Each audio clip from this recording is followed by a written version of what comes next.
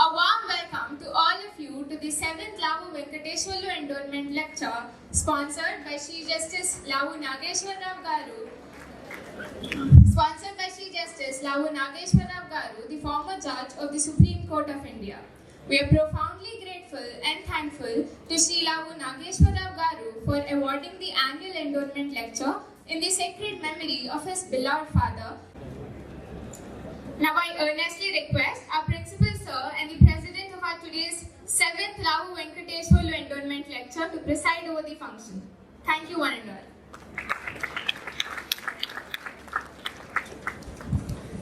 Now lighting of the lamp. Now I request Honorable Sri Justice Sri Pati Ravindra Bhatt Garu to lighten the lamp to mark the commencement of this program.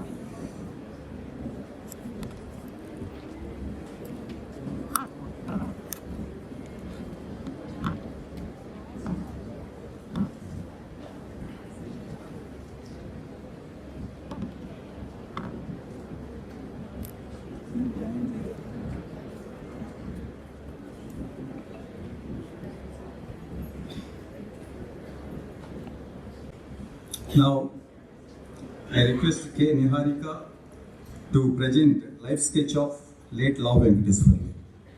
Over to Niharika.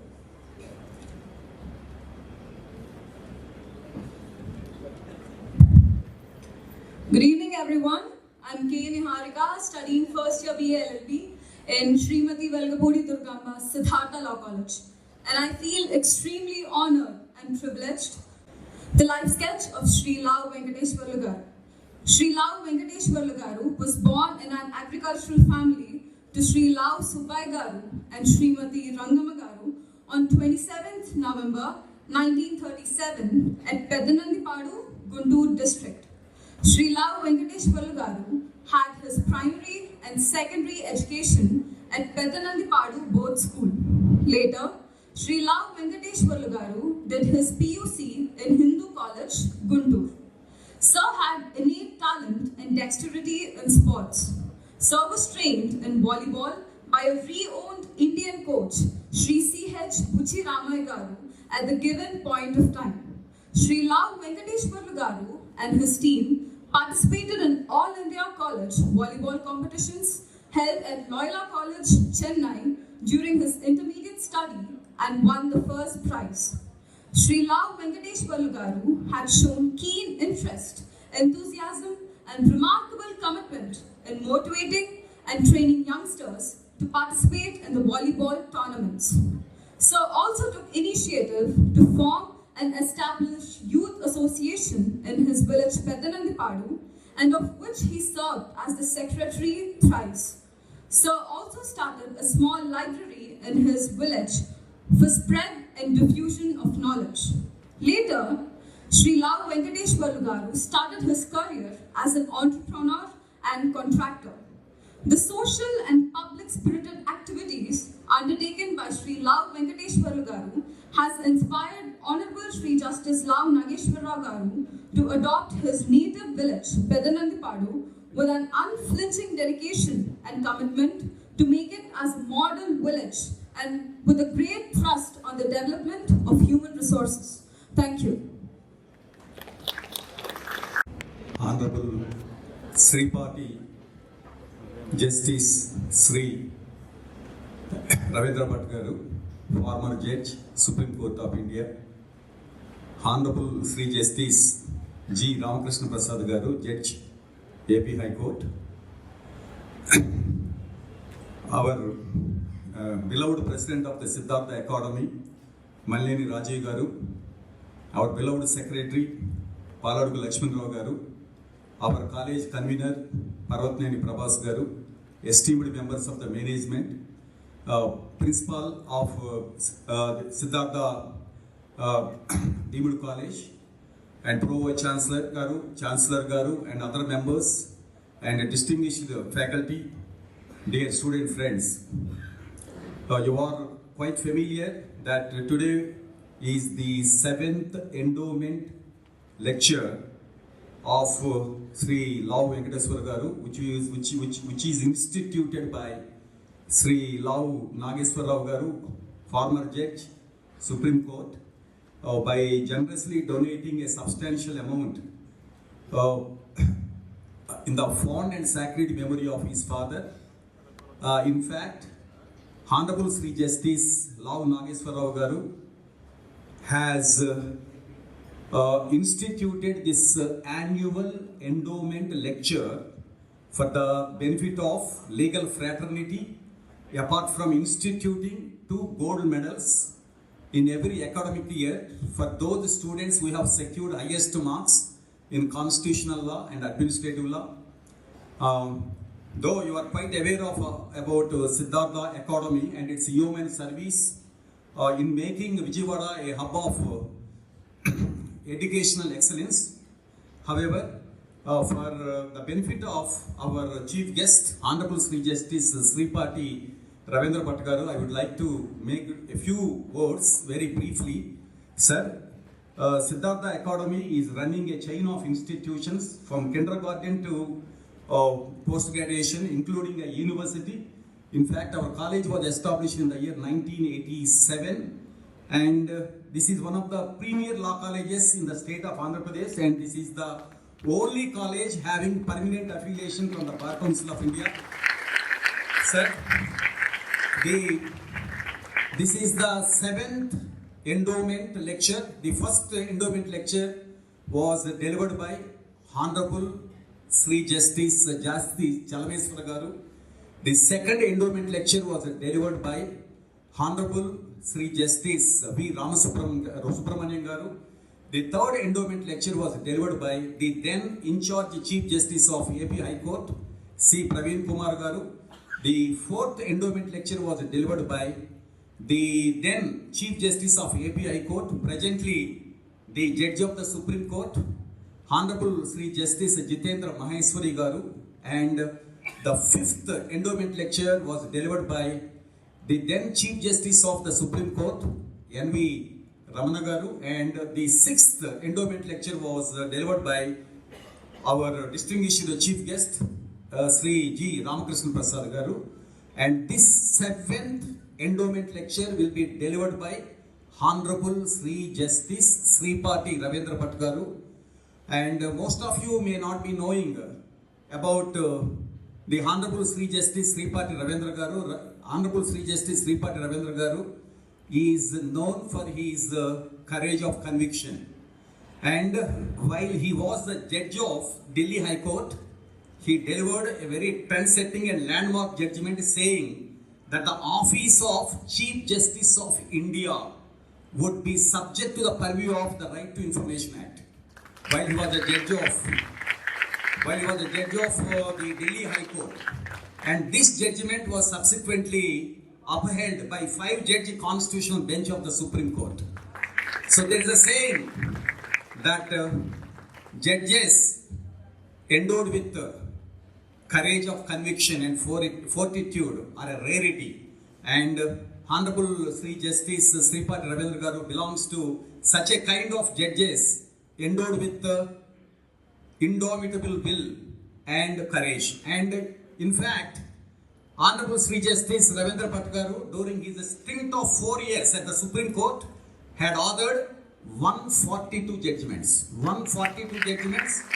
And out of these 142 judgments, there were many landmark judgments like the Balram Singh versus Union of India, where Honorable Justice has laid down that any contract which doesn't provide protective gear to the sewage workers was itself null and void, and further held that the battle against sewage workers is not that of merely wealth, but it is that of human dignity. And in fact, a series of guidelines were formulated in the case where the Honorable Justice Sripati Ravindra Bhatt Garu had made it very clear that in the case of death of a sewage worker, 30 lakh amount is to be paid, permanent disability, 20 lakh amount is to be paid, so on and so forth. And apart from this, in Beam Baswant Rao Patel versus K. Madan Mohan Rao, Honorable Sri Justice has held that in a country where we have democracy, which is the essential element of the constitution, but unfortunately right to vote has not been recognized as a fundamental right, and therefore Honorable Sri Justice Ravindra Bhatt Garu has rightly said every citizen of this country had a right to know about the candidates contesting in the elections. So these are only judgments in isolation. I don't want to go into nitty-gritties because of paucity of time. So sir, we are very lucky and fortunate to have you in our midst, and we are profoundly thankful for accepting our invitation.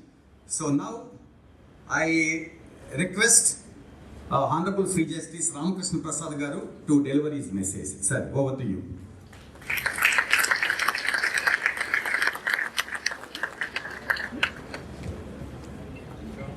Good evening to you all. Dignitaries on the dais and off the dais, honorable members, management, the family members of Justice Nageshwar Rao, and my friends. Well, I'm not a new person to you all. I've visited this college on a few other occasions also. I came here as a guest lecturer also last time. Now, today we have a very distinguished guest, speaker and a resource person, Honorable Justice Ravindra Bhatt, former Judge, Supreme Court of India. My association with Justice Bhatt relates back to quite some time, probably the second day after I had joined the office of Justice Nageshwar Rao. I was informed that in the evening after 4 p.m. we have an arbitration proceeding. As it is, after teaching law here for some time, I had gone to Delhi for practice. The first few days, probably the second day itself. So I don't know what the hell is this arbitration about. Earlier heard of the name, but does not know what the procedure is like. So I think it was in the FICCI thing where the arbitration proceeding was going on. So my senior Justice Rao has started his submissions. Sir's better half is also a practicing advocate. Man used to assist Sir at that point of time. Sir joined us a bit late. And that was the first time that I had met him, and then thereafter for a very long time we had practiced in Supreme Court. 2004, Justice Bhatt got elevated to the Delhi High Court, where of course I used to appear also before him. More often than not, he used to get confused with the names of me and my colleague in the office. So he used to address me as Mr. Reddy. So one Sridhar Reddy was my colleague in the office. So he used to get confused, so that's how he used to address. And of course, later he got elevated to the Supreme Court. But in the Supreme Court, I did not have too many occasions to appear before him, because for a long time, Justice Bhatt was sitting with my senior and my matters wouldn't be listed before him. So I never got an occasion to appear, not much at least, maybe a few matters where he sat, otherwise in different benches that I had appeared.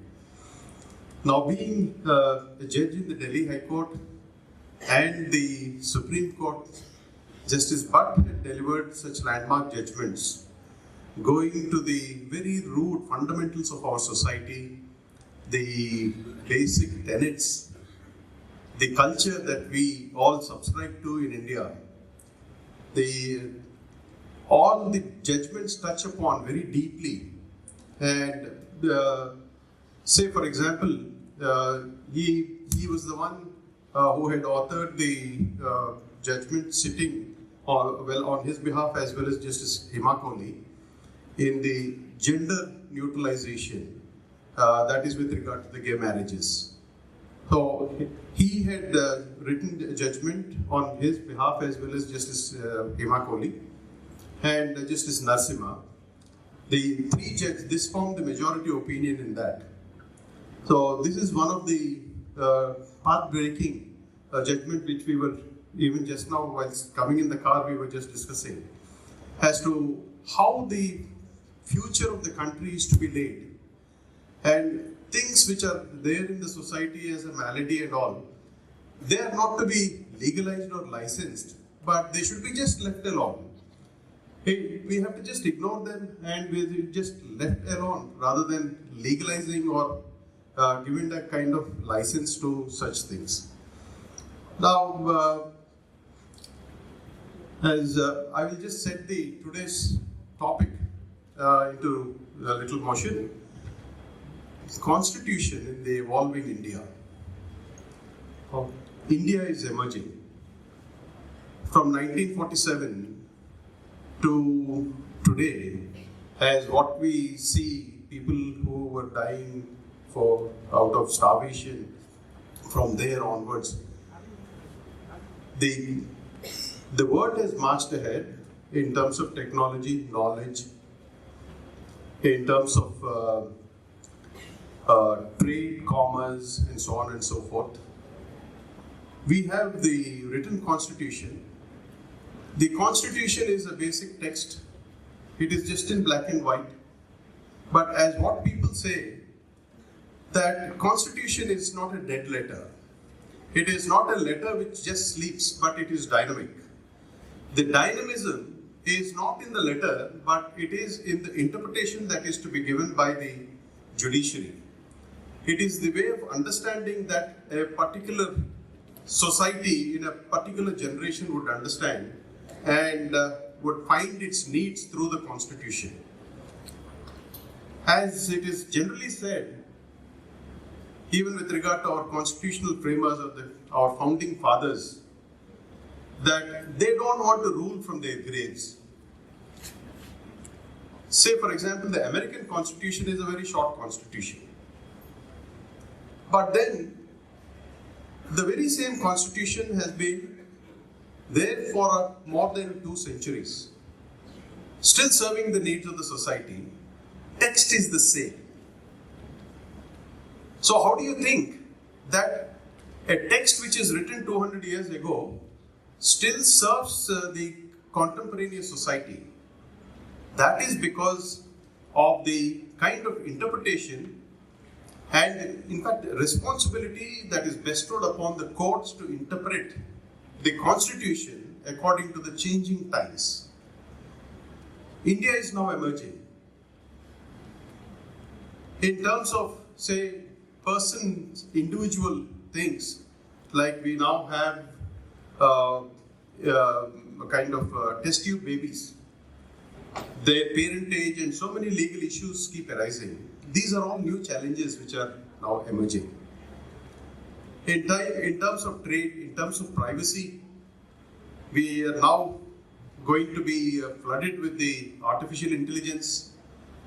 Various legal aspects would arise, and it is again the very constitution, the very same text in black and white, that's going to provide us the solutions. The constitution as we had and then adopted in the year 1915, until Keshwananda came, people were to think, or lawmakers were to think, that every part of the constitution can be amended, even to the extent of repealing the whole of the constitution. Now, only because of the interpretation that is given by the Supreme Court in Keshwananda, that the Constitution and the basic framework of the Constitution has come to stay and come to survive untouched. Nobody can touch it. It is because of the interpretation. So, when we are now discussing about the Constitution in the emerging India, this has a great significance that the Constitution must be interpreted basing on the needs of the current generation. Now, between you and the resource person, I do not want to form a barrage. So I will now end. Thank you very much. I'm happy to be here with you all. Thank you very much. So I take this opportunity to acknowledge the gracious presence of esteemed family members of Lavu Nageswarlu garu, Lavu Nagendrama garu, wife of Lavu Venkateswarlu garu, Lavu Nageswarlu garu daughter Deepu, and son-in-law Gautam, and Lavu Nageswarlu garu wife Shivama garu, and Mrs. Ramakrishna garu, and sister-in-law garu. So now I request Gautam Bharadwaj garu to come on to the dais and deliver message. Please. Good evening, Justice Ramakrishna Prasad, the management of Siddhartha Law College, friends, principal of Siddhartha Law College, one and all present here. On behalf of my father-in-law, Justice Nageshwar Rao, and the entire family, we thank Justice Bhatt, Justice Ramakrishna Prasad, and the Siddhartha Law College itself. Now it has been 7 years since this endowment lecture series has been going on, and it's a real matter of happiness for the entire family that the college is carrying forward it, and we are really very happy that today we have amongst us Justice Bhatt, who's been a friend of my father-in-law, first a colleague at the bar, then subsequently he has appeared before Justice Bhatt, and then again a colleague on the bench in the Supreme Court. So it is our pleasure, sir, that you are here and addressing this gathering today. The topic itself is, though very simple, quite complex, Constitution in Evolving India, and I think you have a very good speaker to address you on this today.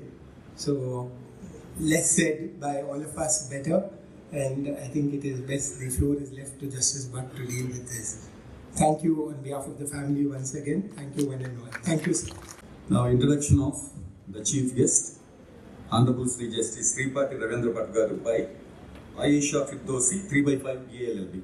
A very good evening to one and all.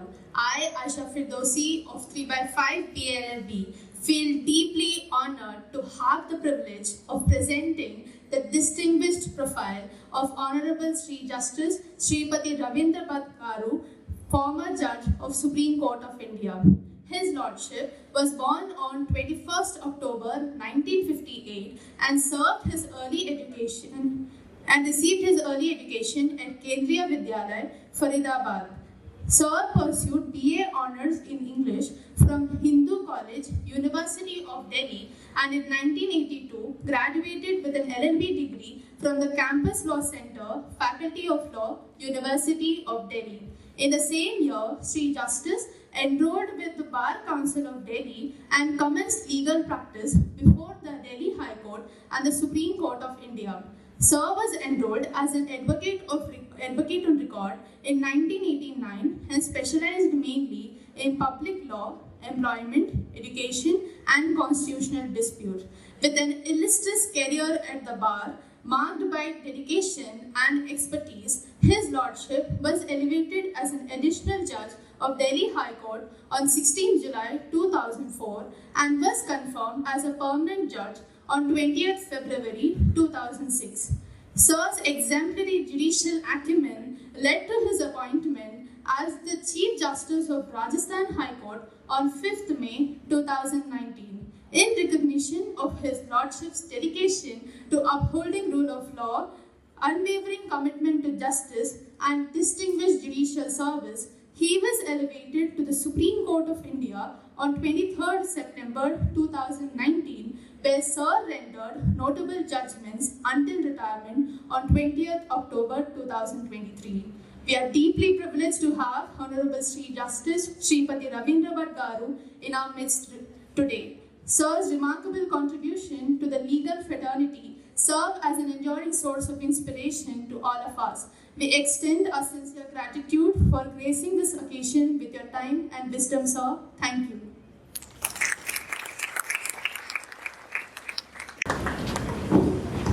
Now I request Honorable Sri Justice Sripati Ravindra Bhatt Garu to deliver the 7th Endowment Lecture. Sir, over to you. Namaskaram.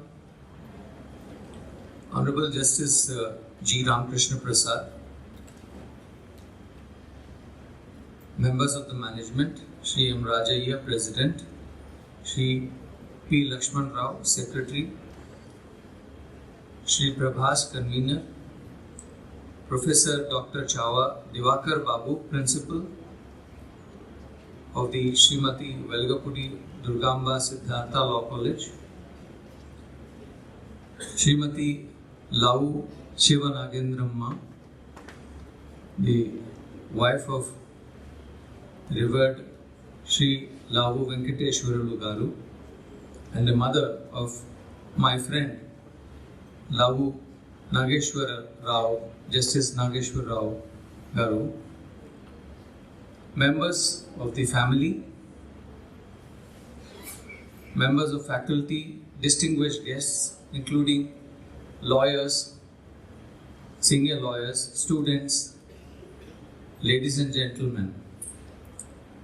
I am truly honored and privileged to be asked to deliver today's 7th Endowment Lecture in the memory of Sri Lavu Venkateswarlu Garu.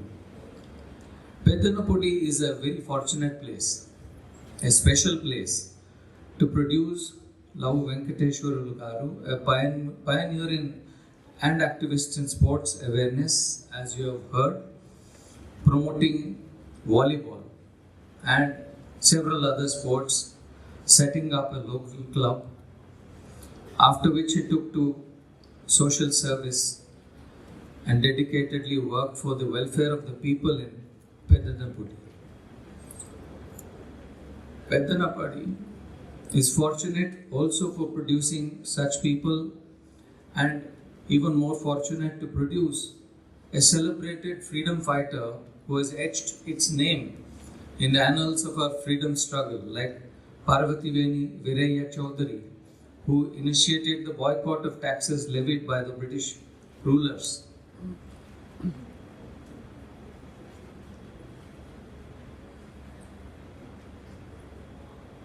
Lavu Venkateswarlu Garu also started a library in his village for the spread and diffusion of knowledge. Honorable Justice Lavu Nageshwar Rao, who was inspired by his father's social and public spirited activities to adopt his native village with unwavering commitment, is a worthy son of a noble father, and he hopes to make it a model village with great impetus on development of human resources. Once again, I thank the organizers for requesting me to deliver this lecture, and I especially thank my dear friend Nageshwar Rao Garu. The Indian Constitution is not just a document, as Justice Ramakrishna told you. It is a living entity that reflects the country's journey through time. Since its adoption, it has undergone several numerous changes normatively. In practice, to adopt and adapt to the changing needs and aspirations of the Indian people. It captures the aspirations of the diverse people of our country. It means many things to many people.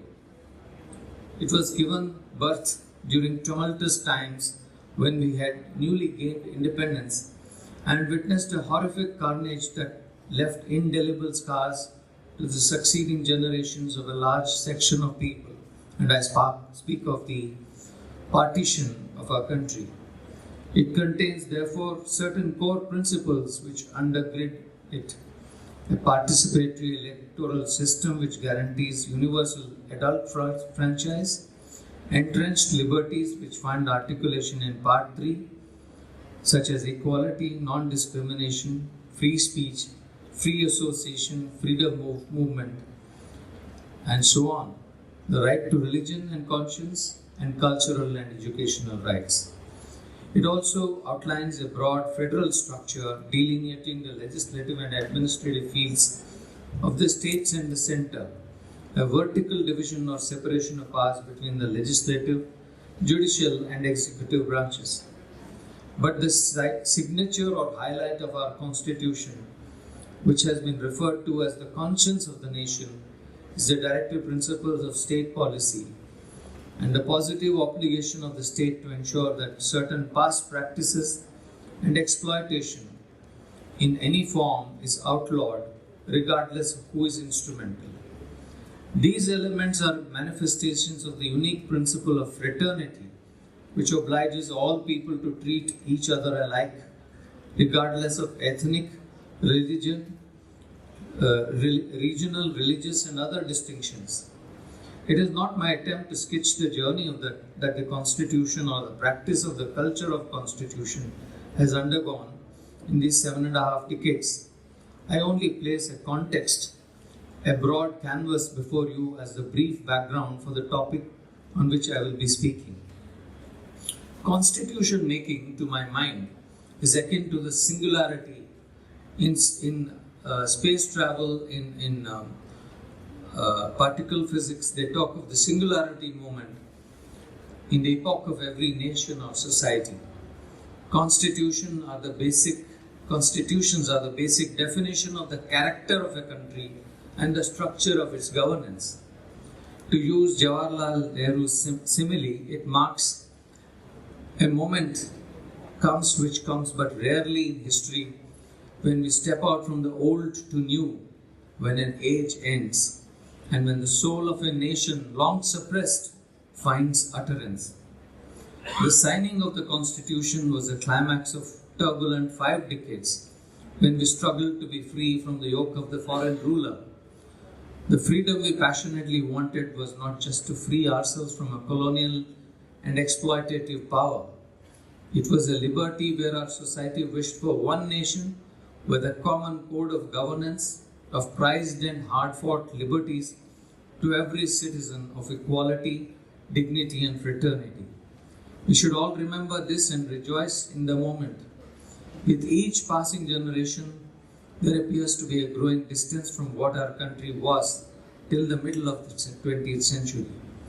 Yet, if we as a nation are to cherish and treasure what we possess, or of our knowledge of what went on before we reach where we have reached, to realize how blessed we are is necessary.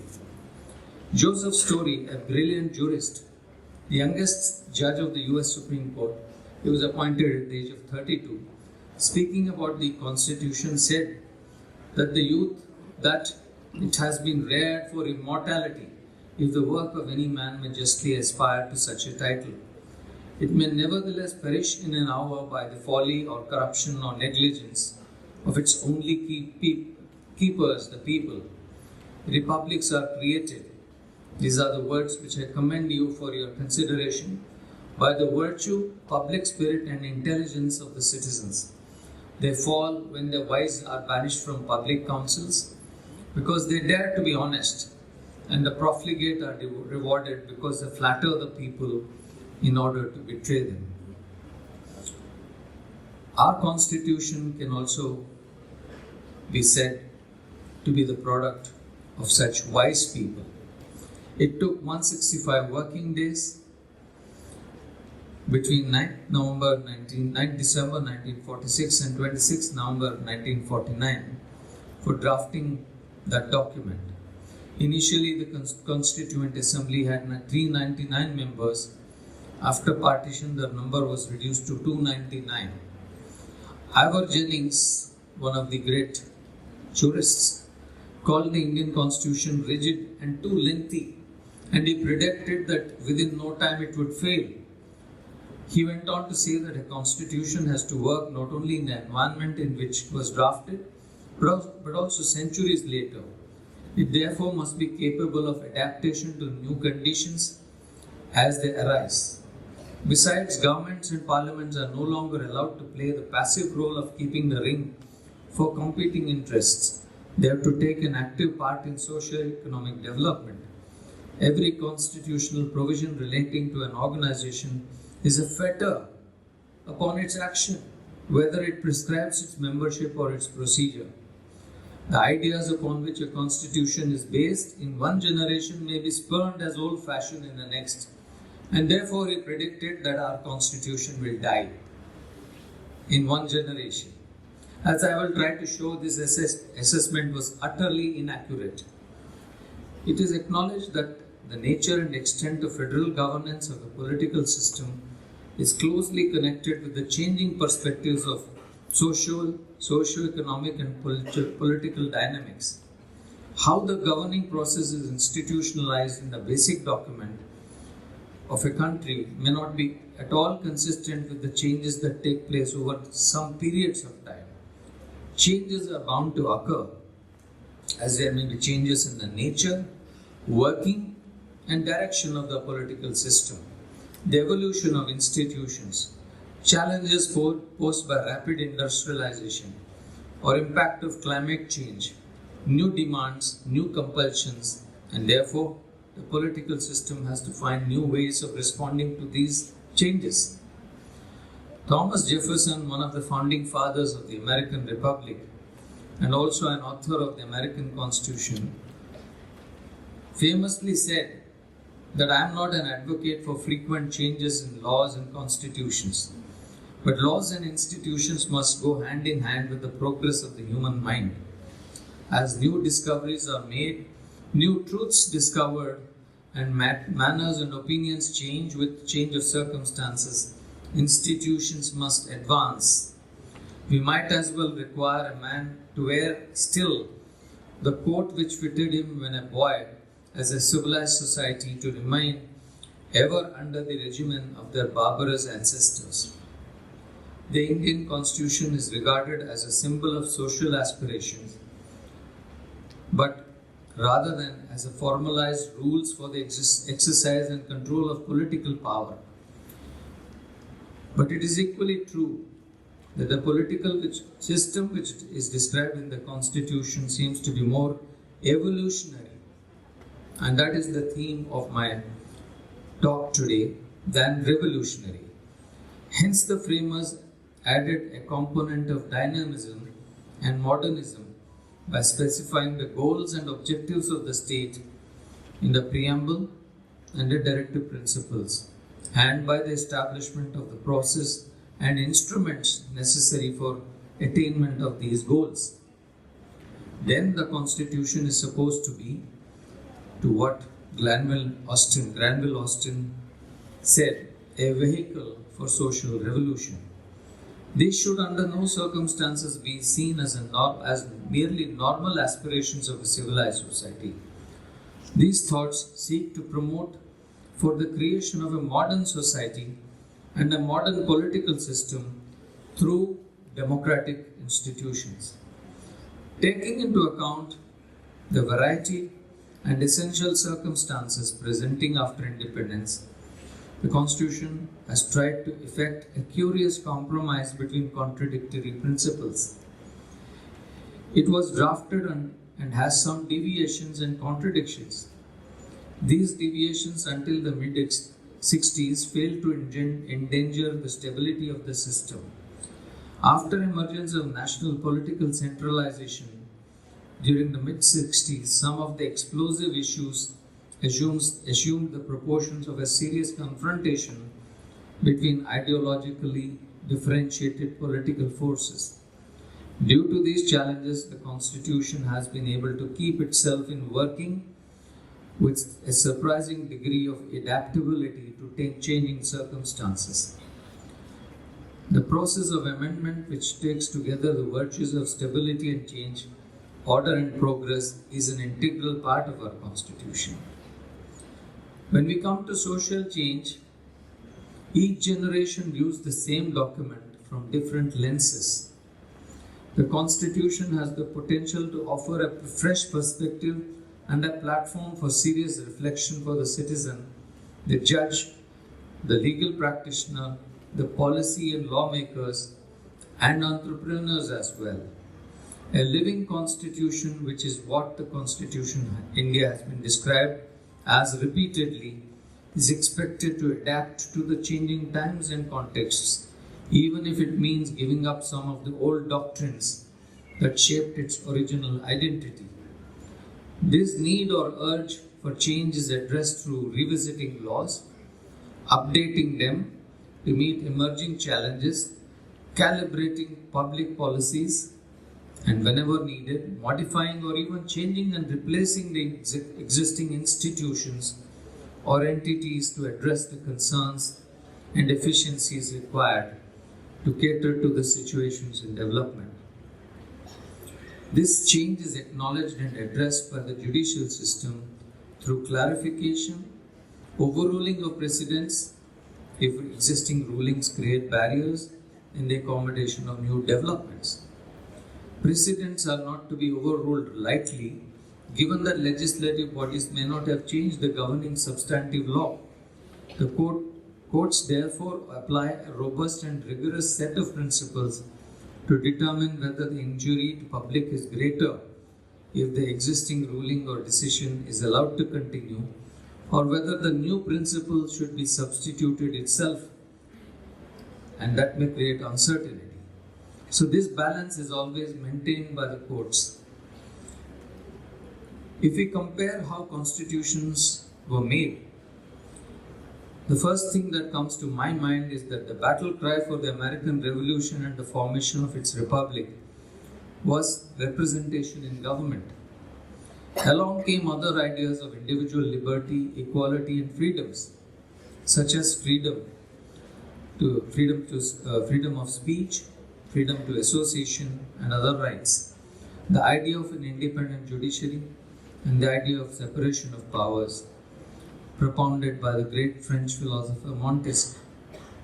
History has shown that these ideas seeded and birthed several other popular movements, leading to disruption of the feudal and monopolistic structures in societies ruled by monarchs and elites, notably in France, Italy, and later in the 20th century through the communist revolution in Russia. Our unique experience was the battle cry for Swaraj. As our story of constitution making unfolded, Swaraj did not mean merely unshackling the nation from the colonial ruler, such as British, but also internally churning our society and fast forwarding it to the 20th century. This meant dismantling power hierarchies and existing power structures which concentrated wealth, social status, and economic domination in the hands of a few people and few communities.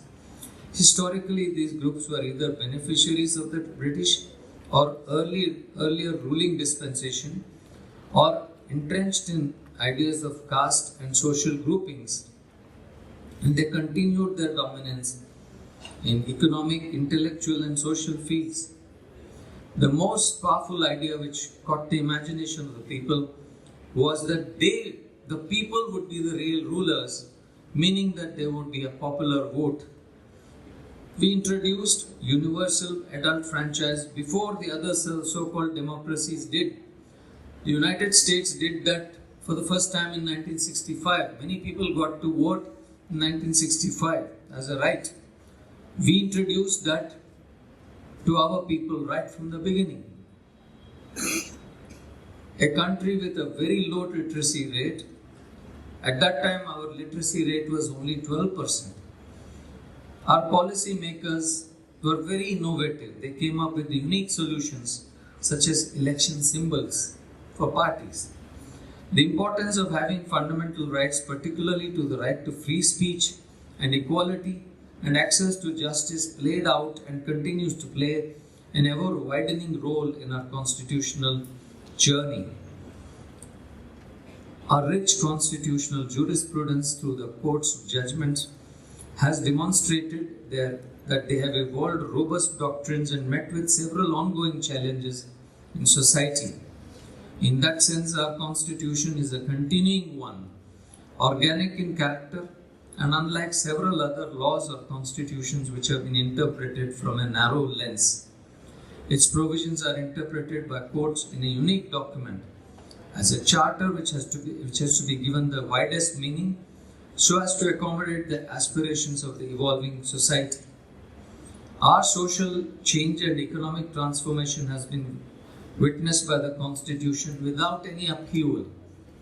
The Nehruvian concept of development, where in key areas the government invested and laid foundation for institutions of excellence and nationally important organizations in space, atomic energy, continue to be the basis of our national endeavor, whether it is in medicine, technology, or engineering. The next phase of the economy saw nationalization of industry and a large bout of socialism. During the first and second phases, there was a strong emphasis on social and distributive justice in the form of land reforms, land ceiling, and other tenancy-related legislation. It also witnessed guarantees for poorer sections such as minimum wages, provident fund, protection from arbitrary dismissals, and so on. The third phase, which began in 1990s, witnessed privatization, the opening up of the economy for foreign investment, and government retreating from many areas of the economy as a participant and slowly emerging as the initiator of regulatory structures. It also witnessed unparalleled growth in diverse areas, most prominently in the IT industry, which became the catalyst for meteoric economic development. All this was witnessed without a major ripple in the understanding and basic operation of the Constitution. This underlines that the Constitution is dynamic in nature, its capacity to accommodate, assimilate, and even foster economic change and social change. In contrast, not all societies are so fortunate. The US Constitution is so drafted that the national consensus on amending the document has to be so strong that in its 240 years of existence, there have been only 25 amendments. 2 of those amendments were after a bloody civil war fought over the meaning of equality. Even after these social attitudes were entrenched and it required a judicial revolution in thinking to undo nearly 60 years of racial segregation. France has witnessed 5 constitutions, Germany 3, and Italy 3 to 4 constitutions. Our immediate neighbors, Pakistan, Bangladesh, Nepal, Sri Lanka, and Myanmar, all of whom, except Nepal, started their journey as sovereign nations together with India, have not been fortunate. The governance structures originally created by their founders barely survived one generation. A fascinating study conducted in 2009 by a professor and 2 academics in the University of Chicago Law School resulted in a paper called The Lifespan of Written Constitutions about the durability of constitutions. The summary of findings is that the average lifespan of a constitution since 1789 is only 17 years. Interpreted as the probability of survival at a certain age, the estimates show that 1/2 of the constitutions are likely to be dead by the age of 18, and by age 50 only 19% will remain. Infant mortality is quite high. A large percentage, approximately 7%, do not even make it to their second birthday. Remarkably, the figure of 17 years average lifespan or durability of most constitutions compares favorably with President Jefferson's prediction that constitutions will not live beyond 19 years. Probably what Thomas Jefferson had in mind was an average generation is only 19 years, so after 19 years you must have a new constitution. By that yardstick, our constitution has survived not 1, not 2, not 3, maybe 4 generations, and it is still going strong. Thanks to the people, the genius of the Indian people.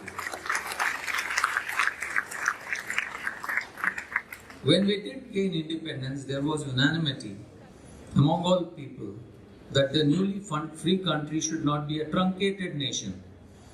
We had 500 odd princes, rajas, nawabs, thakurs, or whatever you have, nizams, etc. But rather it should be one country which would follow constitutionalism as its foundational principle. Thus was born the idea of drafting our own charter of governance, shaping the rights of every citizen, and creating a document of governance that would accommodate and unify the unique genius of the Indian people. There is one stirring speech of Dr. Ambedkar of December 1946, when he outlined how it is important for such a diverse group of people. If you look at India today, it is truly one of the most diverse. We have 22 official languages and 800 dialects.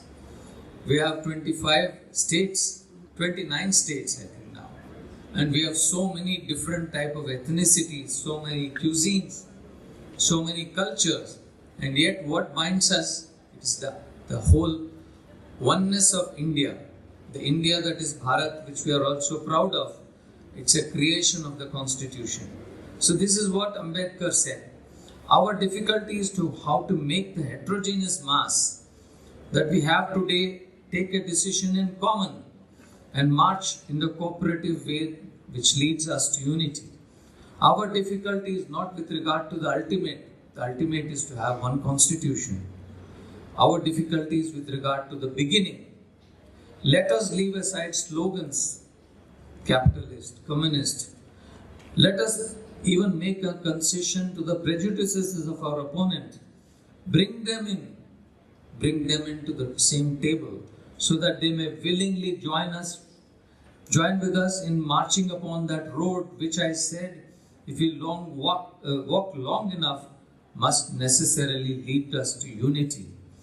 I want all of us to realize that whether we are right or wrong, whether the position that we take in consonance with our legal rights, whether that agrees with the statement of 16 December, leave all that aside.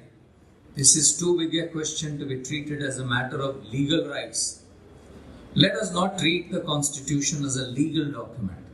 It is a people's charter. It is owned by every member of the society, every citizen of India. We should leave aside all legal considerations and make some attempt whereby those who those who are not prepared to come will come. Let us make it possible for them to come. That is my appeal. So this is an appeal for unity. The Constitution symbolizes that unity of our country. When the Indian Constitution was adopted, its members were mindful of the challenges. There were great expectations in the years to come, it would be a solid commitment to the public values and good governance on the part of the power holders. It is this ability of constitutions to act as limitation on the exercise of power and in that process delineate the functions of government and outline the rights of people that distinguishes them from other laws.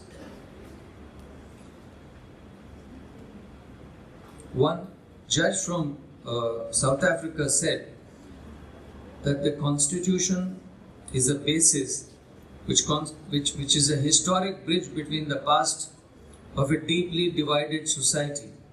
When he was speaking of South Africa, with untold suffering and injustice, and a future founded on the recognition of human rights, democracy, and peaceful coexistence and development of opportunity for all. Here it is essential to understand that transformation aimed is not merely meant to secure basic social and economic political rights, but to ensure the holistic and larger aim of elimination of grassroots inequalities in terms of access to means, opportunities, education, livelihood, public health, and so on. In pursuit of the idea of transformative constitutionalism, aside from the legal and economic transformation sought to be achieved, a different conception of the process of transformation that has been offered is that this process should not be seen as having any definite end, meaning thereby that this transformation is viewed as a temporary event, then what is envisioned is that there will come to a point when transformation shall be achieved. However, the alternative conception would just suggest that viewing this process as a continuing one, not envisioning the other side as concrete destination.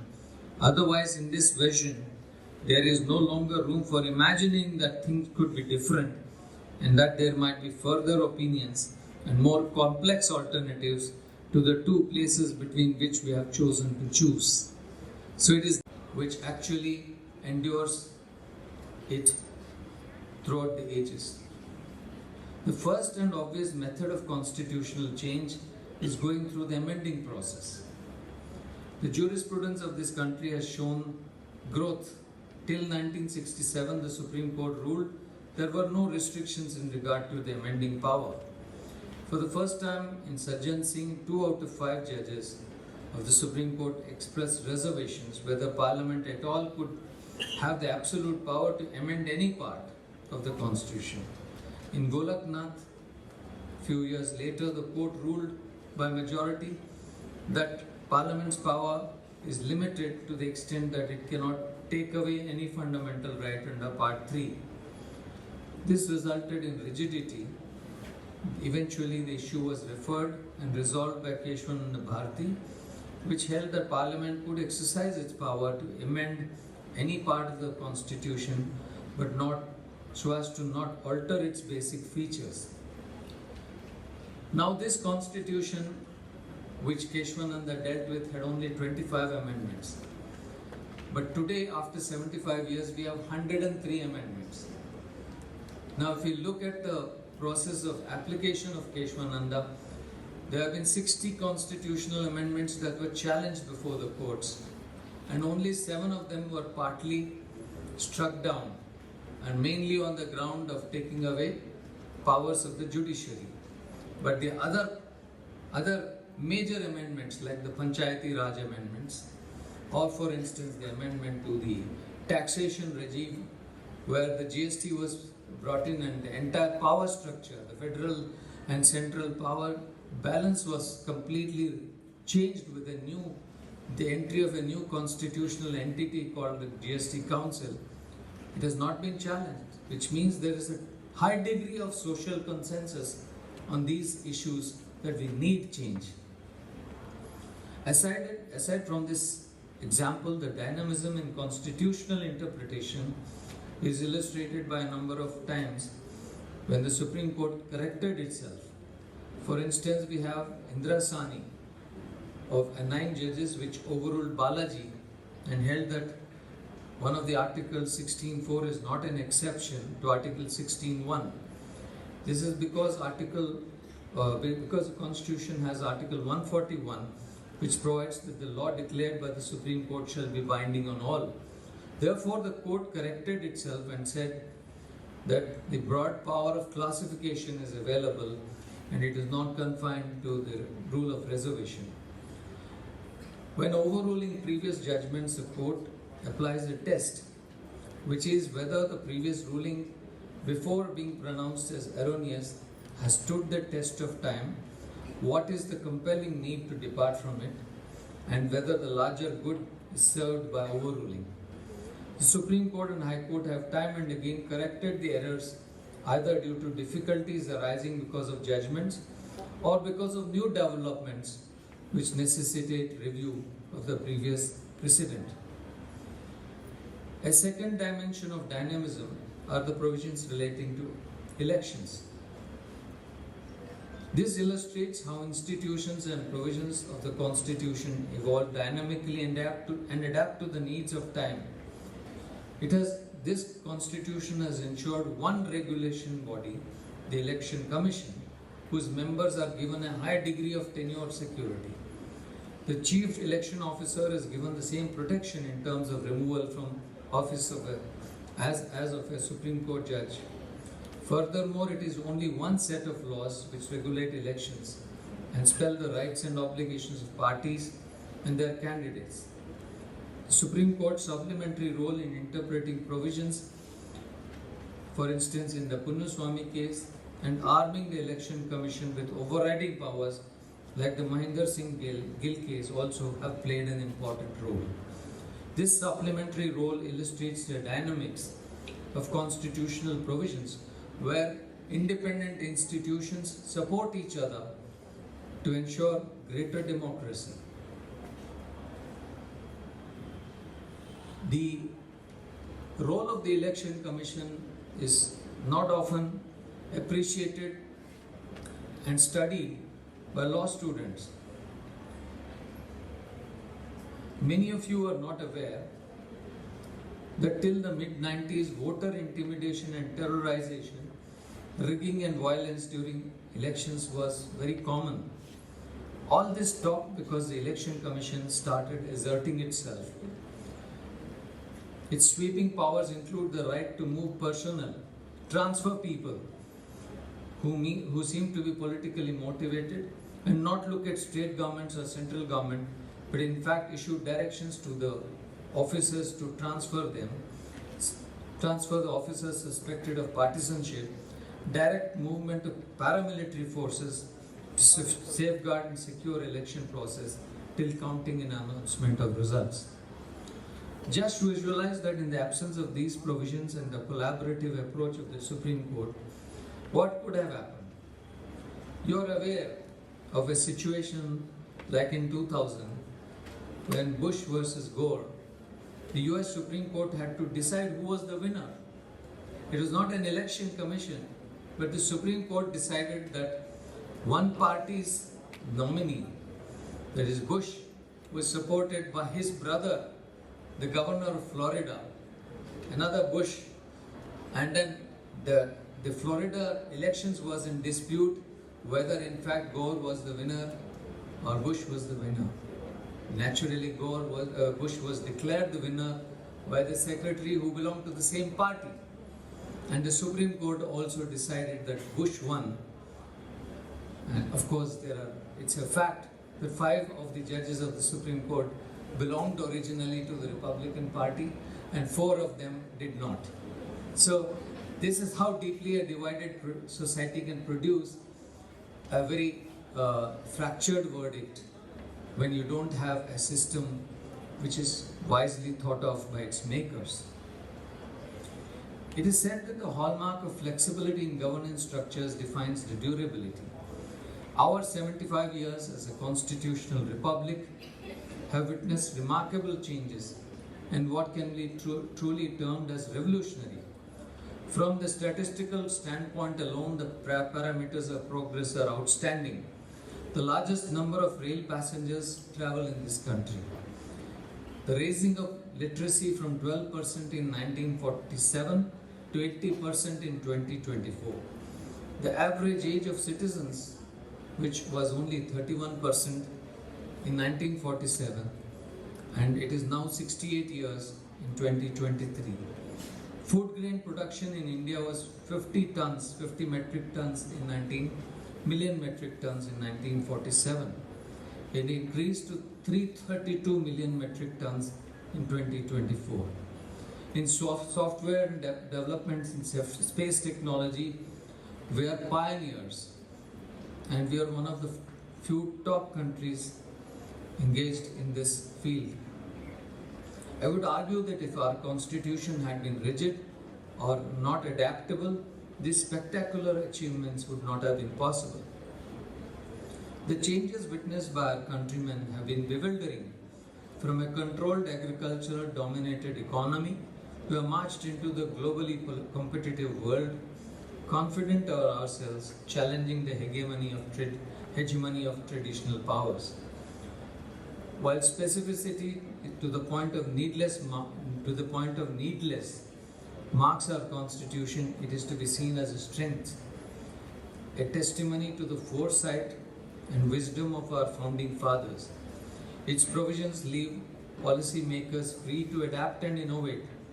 It also assures fairness and guarantees inclusion to all sections of society, because without individual initiative, the basic freedoms and a stable legal order with an independent judiciary, rule of law would be an empty platitude. The most basic value of the rule of law is that power is wielded in a way that is accountable, and those in positions of power abide by the rules, and those rules should only be changed by appropriate procedures within appropriate limits. That is the basic rule of constitutionalism.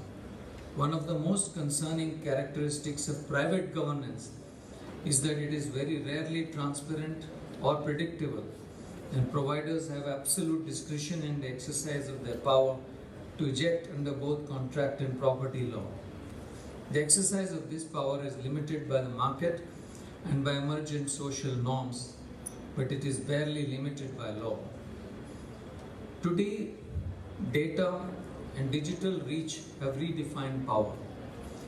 All of the interests that users might have in participating in online spaces hinge ultimately on access.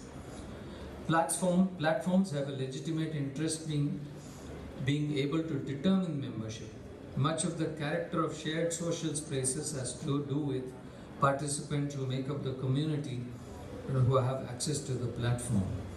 A fundamental requirement of legitimate governance is that if a participant is denied access, that should be done according to the rules that can reasonably be said to have consensual support of all.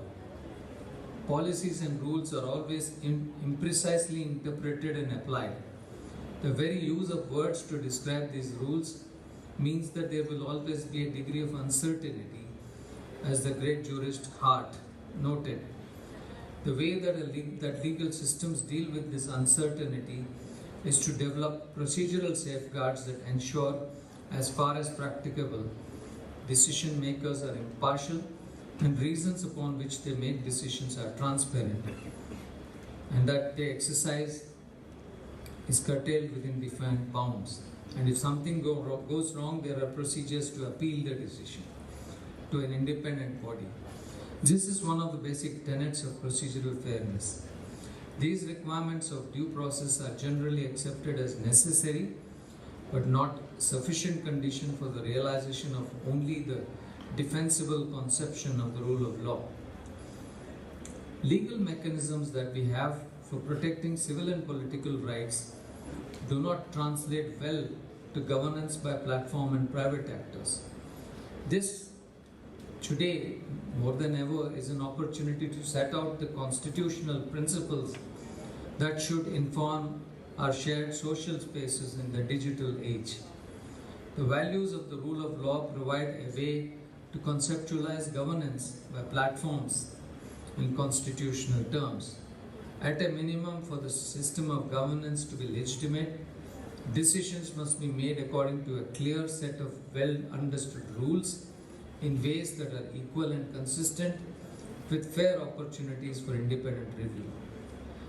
We live in a profound period of social change and disruption, almost a tectonic shift brought in by rapid expansion and adoption of digital technology, the explosive entry of artificial intelligence, and along with it, false narratives where discerning the truth is at many times difficult. While our physical world is replicated virtually, the biases and tussles of power and accountability we experience in the real world are also reflected in the digital space. The protection of our constitutional rights in this age will test our ability to articulate how these rights are to be realized in the digital context. Ultimately, our rule of law must subsume an understanding that discrimination can occur in different forms, and that our legal frameworks must recognize discrimination when it occurs in so-called private sphere, which is what is increasingly the digital sphere. Any reasonable conception of justice would demand that we look beyond the intentions of our actions and at the ingrained structures of our society. If our society is increasingly digital now, the more heterogeneous in how governance is carried out and how it provides public services, we must take a hard look at how this governance is carried out and how the most vulnerable are impacted by the shift in social dynamics. Now more than ever, as we look to reset our society in the context of the pandemic and the paradigm of change, a commitment to our core constitutional values are necessary. Now more than ever, we have to rebalance our thoughts even while adapting to our new realities and ensure that the Constitution, which holds to all citizens a few basic guarantees, rule of law, equality and progress, continues to have meaning, and those in the legal system discharge their role as impartial dispensers of justice. As long as our Constitution retains this meaning and gives out something to everyone, it will survive. It is for each one of us to cherish and to keep for us as long as we keep faith in it. I would conclude this talk by expressing once again my gratitude to the organizers and my dear friend Justice Nageshwar Rao for affording this opportunity to deliver this memorial lecture. Thank you. So that was a wonderful, stimulative, rectifying and inspirational talk, starting with how Constitution connects each one of us and how it is a living document connecting the past, present and future. And Sir has rightly said that Chicago University has come out with a research finding that the average lifespan of a constitution is 70 years. But Indian Constitution, even after 75 years, has a kind of bonding attachment with each and every citizen of India. Sir has rightly said, if there is a biggest unifying factor in India, then it is indisputably the Constitution. So Sir has given a wonderful message that being the members of legal fraternity, it is our bounden duty to uphold, promote, profess and propagate the basic constitutional values and tenets. So thank you, sir, for your wonderful message. Now it is time for felicitation. So at Siddhartha we always believe that gratitude is the indispensable dispensation of human mind and art. So now I request our esteemed President of Siddhartha Academy, Sri Malin Raji Garu, our beloved Secretary Paladugu Lakshman Rao Garu, our convener Prabhas Garu, to come on to the dais to felicitate our chief guest and distinguished guest. Sir.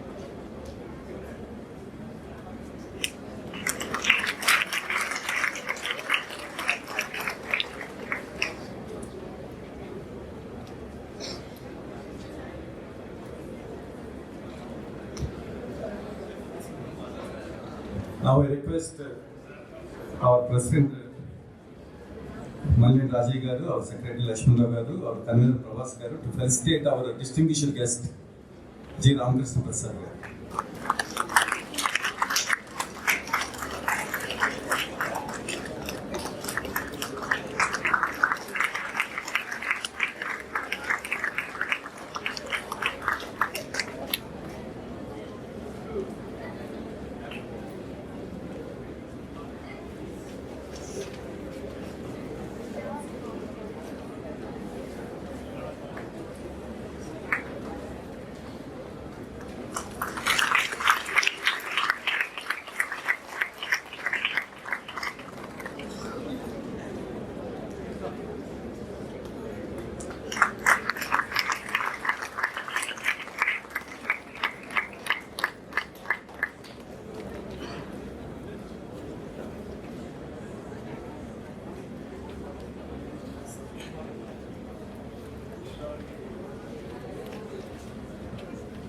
Now I request Mr. Srinivas, our Vice President Alumni Association, to felicitate the Chief Guest and the guest, distinguished guest.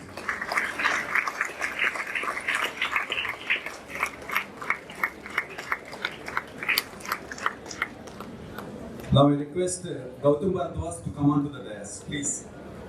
So we are extremely thankful to the esteemed members of Sri Lavu Nageswara Garu and other family and beloved family members. So now I request Lavu Sonagendram Garu and Gautam Bharadwaj and Somu Garu, Lavu and other family members to come onto the dais.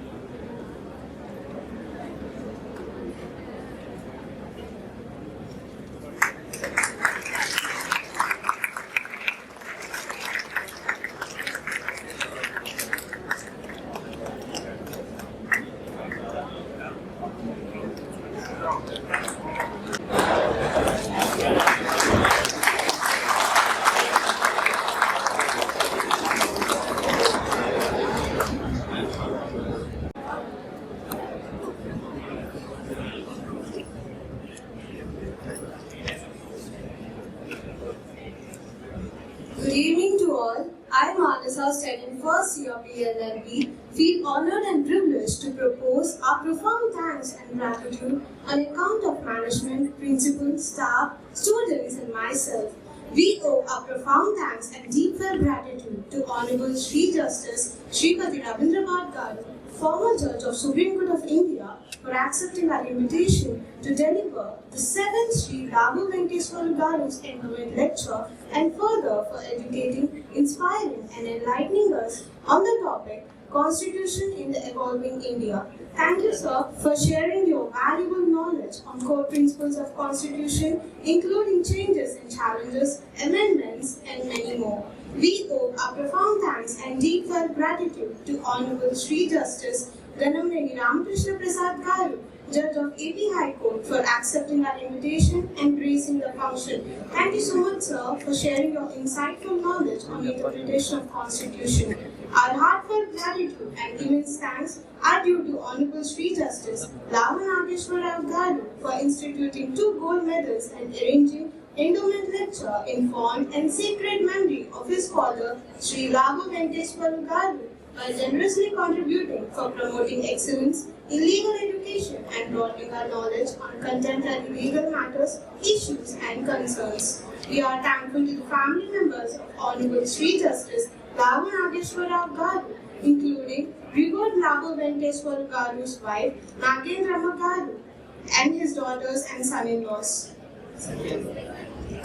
Thank you, Sivamma Garu, Deepu, and Mrs. Ramakrishna Garu, and Bharadwaj Garu, and etc.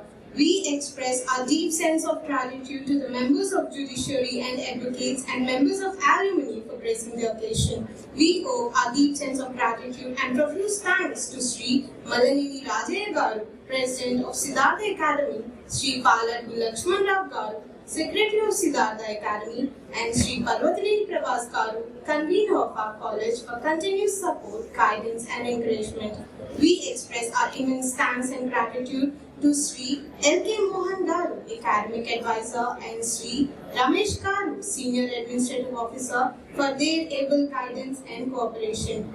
We express our gratitude and thanks to Dr. Venkateswarlu Garu Pachuri, Vice Chancellor, Dr. A.B. Ratnaprasad Garu, Pro Vice Chancellor, and Dr. M. Ravichandra Garu, Registrar of Siddhartha Academy of Higher Education, technical staff, and for their kind support and cooperation.